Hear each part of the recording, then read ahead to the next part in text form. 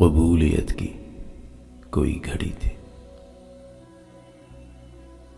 बिछड़ते लम्हे अबाया पहने, सिसकती आंखों से मेरी पथरीली सर्द आंखों को देखती वो मुझे मोहब्बत का वास्ता दे के कह रही थी, मुझे मोहब्बत का वास्ता दे के कह रही थी, अभी न बिछड़ो, अभी न जाओ। मगर मैं अक्खड़ मिजाज उससे हर एक ताल्लुक को खत्म करने तुला हुआ था। वो मेरे पांव पे हाथ रखे मना रही थी, वो कह रही थी, मैं जिंदगी भर उसे मिलूं न मिलूं, मगर राब्ता तो रखूं। अजीब लड़की थी, कह रही थी कि जिंदगी को मेरी मोहब्बत के झूठे वादों पे काट लेगी। वो कह रही थी, पलट के देखूं ना देखूं उसको, मगर मैं एक दिन पलट के आने का वादा कर लूं,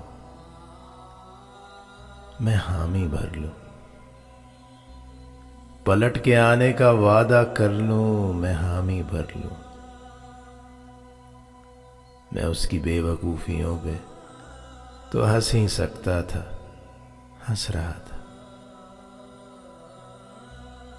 वो थक गई तो सिसकती आंखों को अपनी नाजुक हथेलियों से रगड़ के बोली,